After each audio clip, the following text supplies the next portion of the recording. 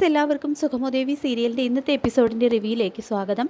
അങ്ങനെ ജഡ്ജി ഹരി നന്ദനോട് കാര്യങ്ങളെല്ലാം ചോദിച്ചറിയുന്നു. നന്ദനാണെങ്കിൽ ഋഷിയുടെ കൊലപാതകം താൻ ഒറ്റയ്ക്കാണ് ചെയ്തത് എന്നും ഋഷിയുടെ ഡെഡ് ബോഡി ആളൊഴിഞ്ഞ കെട്ടിടത്തിൽ നിന്നും വലിച്ചു നീക്കി കൊണ്ടുപോയി ഒറ്റയ്ക്കാണ് താൻ കുഴിച്ചിട്ടത് എന്നും അങ്ങനെ ഇസബെല്ലയുടെയോ കെവിൻ്റെയോ പേര് അബദ്ധത്തിൽ പോലും തൻ്റെ നാവിൻ തുമ്പത്ത് വരാതിരിക്കാനായിട്ട് നന്ദൻ പ്രത്യേകം ശ്രദ്ധിക്കുന്നുണ്ട്. അങ്ങനെ കാര്യങ്ങൾ ചോദിച്ചറിഞ്ഞതിന് ശേഷം വളരെ വ്യക്തമായിട്ടുള്ള ഒരു ഉപദേശമാണ് ജഡ്ജി ഹരി നൽകുന്നത്.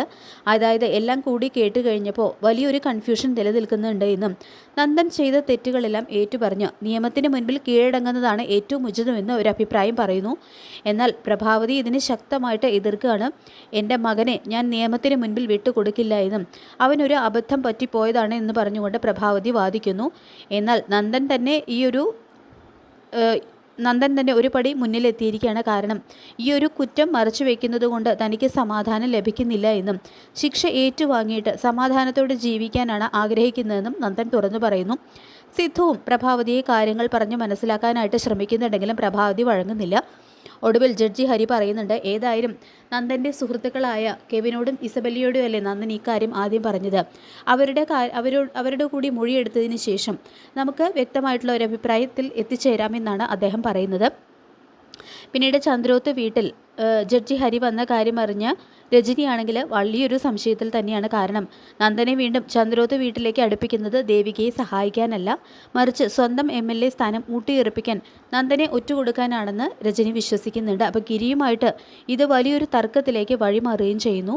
ദേവികയെ പോലൊരു പെൺകുട്ടി ജീവിതത്തിൽ കിട്ടിയത് നന്ദൻ്റെ ഭാഗ്യമാണെന്ന് ഗിരി പറയുമ്പോൾ അന്ധമായ വിശ്വാസമാണ് നിങ്ങൾക്കെല്ലാവർക്കും എന്ന് പറഞ്ഞുകൊണ്ട് രജനി പൊട്ടിക്കരയുന്നുണ്ട്. രജനിയുടെ ഈ സ്വഭാവമാറ്റത്തിൽ ഗിരിയും അമ്മയും ഒക്കെ വല്ലാതെ തന്നെ വിഷമിക്കുന്നുണ്ട്. പിന്നീട് വലിയൊരു ട്വിസ്റ്റ് തന്നെയാണ് നടക്കുന്നത്. അതായത് അരുന്ധതിയുടെ വീട്ടിലാണ് ഇത് സംഭവിക്കുന്നത്.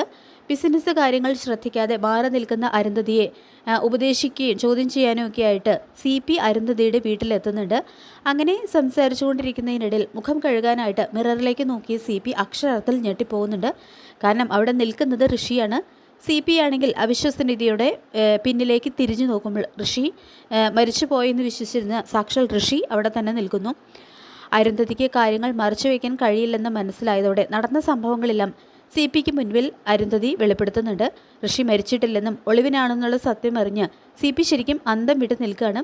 CPയുടെ മുന്നറിയിപ്പ് CP ആണെങ്കിൽ പറയുന്നുണ്ട്, ഈ ഒളിച്ചുകളി കൂടുതൽ അപകടകരമാണെന്നും നന്ദൻ ഒരു MLAയുടെ ഭർത്താവാണെന്നുള്ള കാര്യം മറക്കരുത്, അതുകൊണ്ട് ഇത് ഉടൻ അവസാനിപ്പിക്കണമെന്നും CP ഋഷിയോടും അരുന്ധതിയോടും കടുപ്പിച്ചു പറയുന്നുണ്ടെങ്കിലും ഋഷി അതിനൊട്ടും വഴങ്ങുന്നില്ല.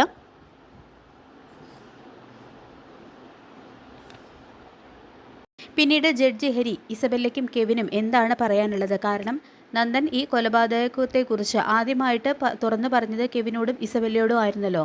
അപ്പോൾ അവരാണെങ്കിൽ നന്ദൻ്റെ ഈ കൊലപാതകം മറച്ചു വയ്ക്കാൻ തന്നെയാണ് ശ്രമിച്ചത്. അപ്പോൾ അവർക്ക് എന്താണ് പറയാനുള്ളത് എന്നറിയാനായിട്ട് അവരുടെ മൊഴിയെടുക്കാനായിട്ട് വരുന്നുണ്ട്. ഏതായാലും ജഡ്ജി ഹരിയുടെ കുറുക്കിക്കൊള്ളുന്ന ചോദ്യങ്ങൾക്ക് മുൻപിൽ പിടിച്ചു നിൽക്കാനായിട്ട് കെവിനും ഇസബെല്ലയ്ക്കും കഴിയുമോ എന്നുള്ള കാര്യം കണ്ടു തന്നെ അറിയാം. അപ്പോൾ നമുക്ക് കാത്തിരിക്കാം സുഖമോദേവി സീരിയലിൻ്റെ വരാൻ പോകുന്ന കിടലൻ എപ്പിസോഡുകൾക്കായിട്ട്. ഈ റിവ്യൂ ഇഷ്ടപ്പെട്ടെങ്കിൽ ലൈക്ക് ചെയ്യുക, ചാനൽ കൂടി ഒന്ന് സബ്സ്ക്രൈബ് ചെയ്ത് സപ്പോർട്ട് ചെയ്യുക. താങ്ക്